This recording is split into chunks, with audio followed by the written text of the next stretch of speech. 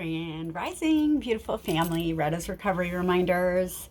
It is March 25th today. And, I was thinking, what am I going to do when I've read this book for a year? I'm going to have to find other things to talk about. Maybe by then I'll like have this down. Because I don't know what I'm doing. I just know that I want to reach out and try to help people that might be in a situation that I once found myself in addiction or, narcissistic, emotional abuse, some kind of negative, experience that you're going through that you don't think that you can get out of or you don't think you have the strength to overcome. I am here to tell you that you do. You have the strength to do anything that your mind can think about. And that is the honest truth. We have been lied to in this realm to think that we are nothing but like little peon sinners. Like, that's not true.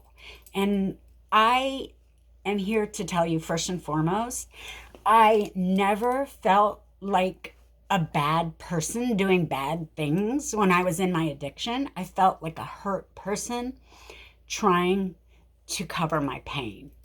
And that's really what it was. And when I really realized that I was just a hurt little girl inside, that's when I started to embrace that inner child within and actually lead myself to my higher self, which is within you. You are everything, all the way up and down. Okay? Up and down, positive and negative. It's all you. It's all within your consciousness that this is happening. Okay? We have been lied to. Your awareness of this realm as an illusion, and we know this, it's been scientifically proven now. So you have to be in control of your mind at all times. You have to keep your thoughts on a positive note. Keep your thoughts taking you up higher to the next level, knowing that you are not what happened to you. You are the light and the soul, that spark of joy and love that survived. And then you just start nourishing that little spark of joy and love inside of you, like you would do to somebody that you think you love. Because I used to have obsessions with people outside of myself. That's what kept me in an abusive relationship, because I was looking for something to complete me outside of myself. No. I love you, Rach. You have to find the God, the divine being within you. It's all internal. It's all, everything that you see outside, it looks like it's outside of you. It is all taking place inside of your mind. 100% of the time. At all times. So when you think negative thoughts, it affects how you are viewing the outside world. Period. It just does. I don't know how. I don't know why. It just does. When you're sad and you feel bad and like things are going crappy and you're thinking about how crappy things are, you tend to get more crappy things. But when you know that, okay, that had nothing to do with what I am, that just happened. It was a crappy thing that happened to me, but I'm not a crappy person. So let's just pick up and move on and see how we can create a better life. And that's what I did. And that's, I just one step at a time. You just have to go small. You take the small things and the small things turn into big things. But the first thing is loving yourself, forgiving yourself, knowing that you are here on a mission to learn who you are, to love yourself exactly as you are, not to blame anyone else for where you're at. You made every single choice that you made to get you where you are. I had made every single choice to get me where I was, even though I was allowing someone else to dictate my life, what I did in my life, because I had this illusion of a relationship that wasn't real. It was not what I had made it up to be in my mind. And when I got honest with myself about what I was seeing instead of what I wanted, that's when I chose myself. And I started to heal the things in me that allowed me to be treated poorly by other people. I don't put up with that crap today. I know that I live a good, positive, helpful, loving, caring, compassionate life. And I will always do what I can to help the next being, and now I'm well aware that people will take that for granted and take advantage of your kindness and actually see it as a weakness. And it actually kind of changes your perception of it into a weakness when you're in that circumstance, but you still keep giving and giving and giving, thinking eventually they're going to see. They won't, because they can only see what's inside their mind, and that's where you have to really just sometimes let go. And I had a memory come up on my Facebook, and it was something like, what if the person you were with told you to kill yourself as often as you actually thought about it? That was 2 years ago. I mean, it was like last week, but it was 2 years ago last week. And it was like, oh my God, I had forgot about that. I really did.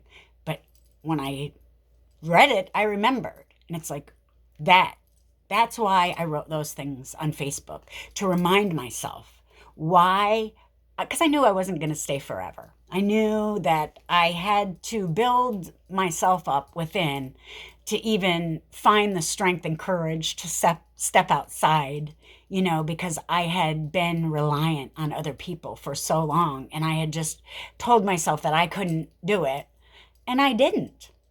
I just kind of got drugged behind, and that's exactly what it was, until I didn't. Until I stood up and said, no, you know what? I'm going to go out and find a job, and I'm going to do what makes my life good. And that's what I've been doing, and I haven't stopped, and I'm not going to stop. And I continue to try to reach that higher state of consciousness within me, to reach the God source, like that divinity within you. And when you reach for it, you will be elevated. You will learn things about this realm and yourself. This is first and foremost, the most important thing is learning about yourself and forgiving yourself for the choices that you made in those situations where you thought that's what you had to do to survive. It's okay. We all do things that we think we need to do to survive. That's what the human brain is there for, to keep us safe. And in this realm, we kind of are fooled into thinking there is no safety. But really, we're safe at all times. There's nothing that can hurt our true self. We might get a cut or get injured on the outside, the physical, but the true us that has been here time and time again, that keeps learning and coming back, that is ineffable, indestructible. And you are pure light and love at your core. And once you get in touch with that pure love and light and start to accept it as you, there's nobody judging you. There's no God judging you. That's a lie that we have been fed by this society to keep you small, period. You forgive yourself and you're forgiven. I promise. Once you start to live a life of joy and love, like you don't even remember that life. Like it seems so far away from me now. And he hasn't even been gone a year. And it's like, I have so much hope and joy, and I just want to share it with you. with you guys. And I want you guys to know that no matter what you feel like right now, you can change it. Start researching how to raise your consciousness, how to find divine love in your heart. That's what I did. Started reprogramming my subconscious. Sorry, I've been rambling. Okay, what did I say? March 25th? Is that what it is? Or is it? Yep, the 25th. I open my heart and mind to be aware I cannot hurt for someone else more than they hurt for themselves. Wow, that's true. Hold on, let me turn this light on real quick.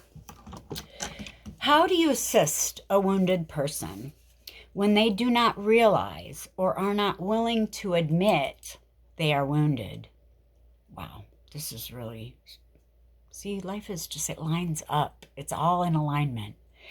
We are talking about mental, emotional, and spiritual wounds. The spiritual wound was the one that I couldn't, because I didn't believe any of the crap that I had read yet. Okay, we're talking about internal wounds that drain the life force and cripple the spirit. We're talking about the wounds that you can recognize because they are so much like your own. The wounds that you are healing or have healed. The kind of wounds that at one time you were not aware of and were not willing to acknowledge. The wounds that are so fresh in your memory that you recognize them when you see them on the soul of another. You can see their pain. Sometimes you can feel their pain. Wow. You can tell that their pain is a result of suppressed anger or embedded remorse. You know they are suffering, but unfortunately, they do not agree with you or will not admit it to you. When you see a wounded person, you want to ease their pain. You do everything you know how to do, and you offer to do more. You know they will feel better if they would just open up, if they would lay their burdens down. When you point out their pain, they deny it. When you ask them about their pain, they ignore it. Your awareness of their suffering is causing you to suffer. You want to put an end to the suffering, but you don't know how to do it. Here's a suggestion. Do your very best not to push a wounded person beyond where they are willing to go. Honor their boundaries. Honor their choices. It is important to realize that your only responsibility is to trust that when they are ready to be healed, they will be healed. Until today, you may have believed that it was your duty to take other people out of their misery. Wow. Just for today, be aware that every living being has the capacity to do what they need to do when they are ready to do it. Amen. Wow. Today I'm devoted to seeing everyone as capable of eliminating their own suffering. Is that not amazing? And it's so true. It's all a mental projection. It's all like layers and layers of time that we remember. And when you actually bring that memory out into the light to see it for what it truly is, not for the big bad darkness that it seems like, you see it for the truth of it. And you see yourself for the wounded child that you were. And you're able to move past it and heal to become a loving, compassionate, grown adult, you know? And that's what I would hope we're all seeking to do in this life. But we get confused by the distractions and we get sidetracked by the Band-Aids that might feel good at the time, but they're really just like festering the wound more. When we don't look at our wounds and we don't face them, they can't heal. They can't heal. And, you are the only one that can look within yourself and bring those dark situations out into the light and love them and love yourself the way that you were meant to be loved. Because we are all love at our core. You know it. You know it. When you sit with yourself and you go out and get into nature and start feeling that divine energy filling you, that's all. We just need to find what fills our spiritual battery, our emotional battery, and do that for ourselves. And then we can find healing in the real world and live life on life's terms in sobriety, whatever that looks like for you, period.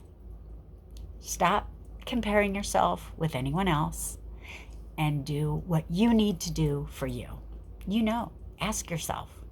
I ask myself and the universe questions all the time, and I always come back with the answer that I'm looking for, because we have it all within our DNA.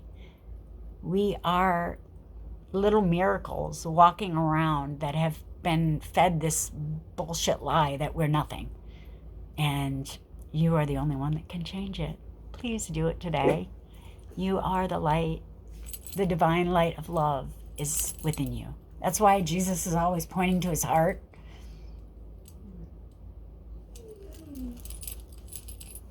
It's your sacred heart. You have to connect your heart with your mind, but you also have to use your mind to protect your heart. And that's what I was just give. I know you're hurt, so I'm just going to give you every, thing that I've healed, not knowing that I was creating my own wounds for myself by allowing that.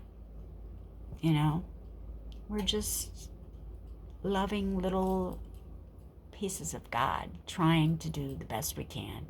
And we've been fed this false, dogma of religion. It's the false light. That is not, judgment is not right. There is no judgment. God does not judge you. He loves you just as you are, right as you are. And once you come into that love and start giving it to yourself, you're able to actually see yourself clearly. I love you guys. I just want everybody to be blessed and just loved. It's all within you. I promise. I promise you guys, it's all within you. I love you so much, and I hope everybody has a really blessed, wonderful day. Peace.